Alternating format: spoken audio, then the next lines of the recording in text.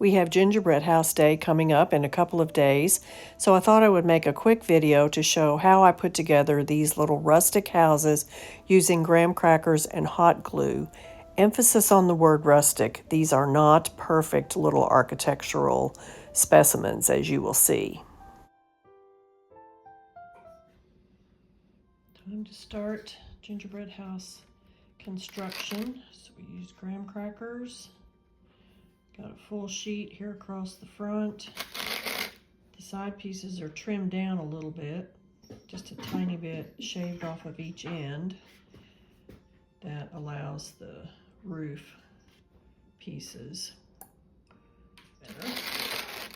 The gable ends are a full sheet, just cut diagonally. So what I've done earlier is use a serrated knife.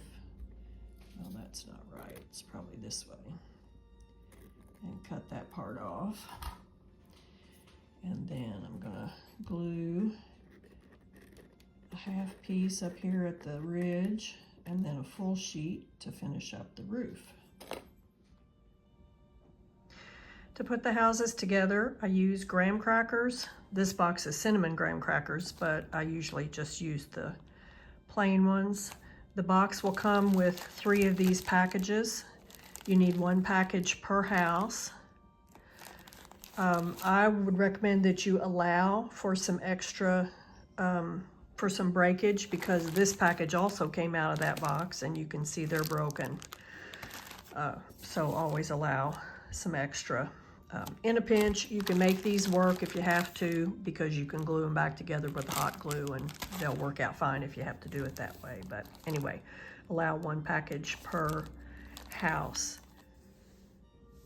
First, I cut the gable ends like this from 1 sheet of graham crackers. And of course, you have to do 2 of them. And then I trim down 2 side pieces, and I'm going to trim them like right there. I'm going to trim that much off, just that first row of holes.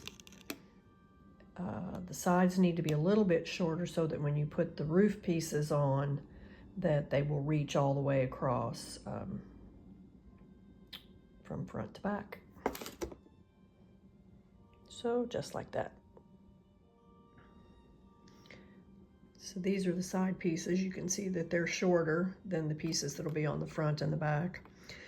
Sometimes you get a little mess up like this. Doesn't really matter, because by the time you put all the icing and the candy on it, the imperfections won't really be apparent. And then you take 1 more sheet and you cut it in half like this, and this will finish off the roof. I use these paper plate platters to put the house on.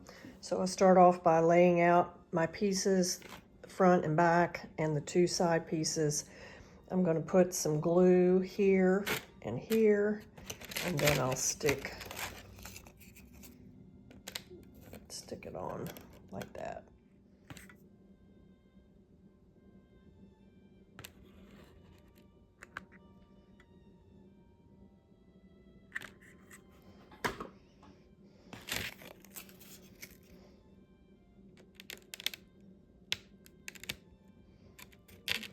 And you gotta hold it for a second till it sticks real good.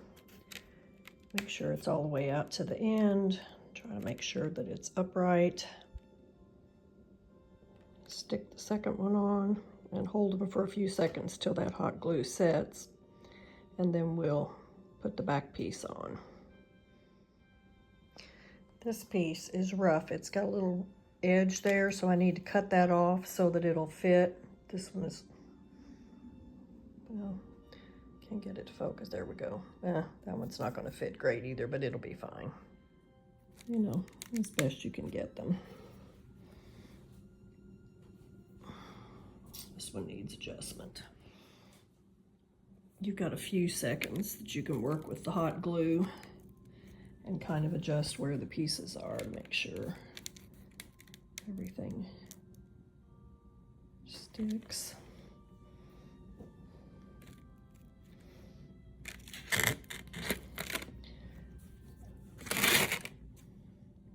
is actually a little bit out of square, so I'm gonna give it a little adjustment. Next, I put the gable ends on. So I'm just gonna put some glue right there on that edge and then just stick it right here and do the same for the back with a piece like that. There's the two gable ends, and you want to be sure that they're more or less standing up straight. And again, just hold them while the hot glue sets. Next, I put on these half pieces at the ridge.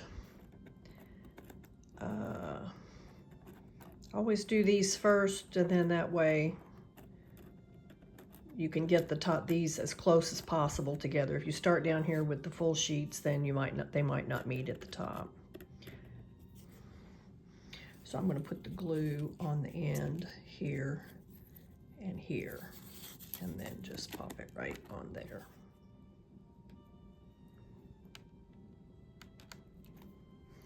And then I just push these two ridge pieces together as close as possible, like that.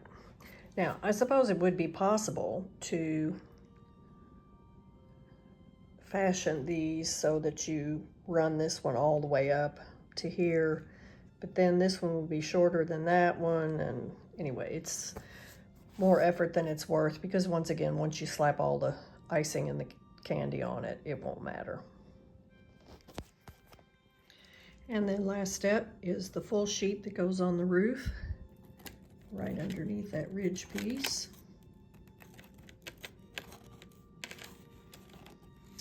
Well,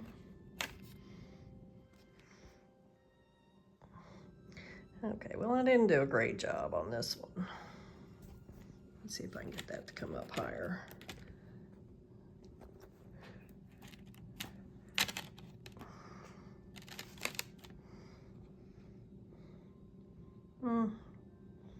That's close enough for government work. This side went on a lot better.